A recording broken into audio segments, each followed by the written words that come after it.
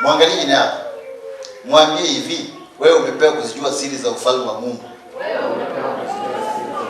Sasa ni jambo moja kuwa na siri. Ni jambo moja kuwa na ufunguo, ni jambo jingine kufungua, kutumia hizo funguo. Sasa mimi nataka kuonyesha tu namna ya kutumia funguo. Unajua shida yangu ni moja tu. Nasikia kuna watu wanafanywa ukombozi. Mimi Yesu alishanifanyia ukombozi. Baba alishanifanyia ukombozi. Alishanisamehe. Au mpaka nionyeshe msamaha maana yake ukombozi.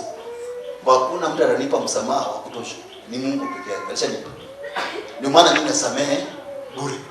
Ili nisamehewe kwa sababu nakumbuka nilivyosamehewa. Naangalia watu hapa. Amen. Sasa mimi naweza kunifanyia ukombozi wa mchomo. Kwa sababu mimi sijuagi kuomba. Mimi najuaga maarifa.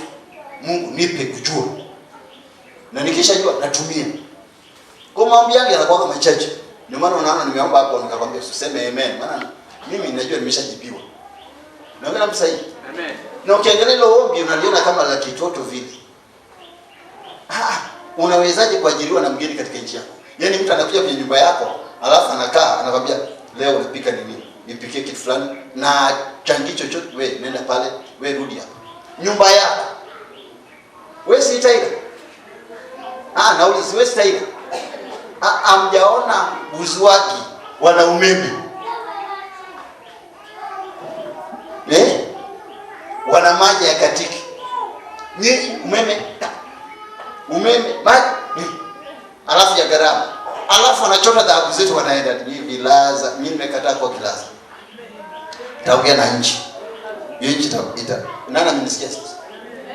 Sasa sisi tunapochimba wasituletee polisi jini mtu aliyesedi kuja kutuvuruga.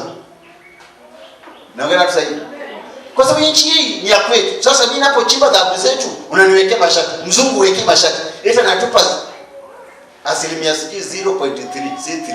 Una uchawi wa watu. Sasa ili tuyapate jamani, lazima tujifunze kuwa na Mungu kwa aliyetupa nchi. Tukisha kuwa na Mungu, hii ardhi itatuitikia. Amen. Sasa mimi nakupa namna kutumia funguo. Sikupi funguo maana Bwana amesema funguo hizo wewe ni rahisi sana kuzipata. Sasa mimi nikufundisha namna kufungulia. Amen. Ili usiwe na maneno mengi, uwe na matokeo mengi. Mwangalie nako mwingine anataka kuambia namu usiwe na maneno mengi bali uwe na matokeo mengi.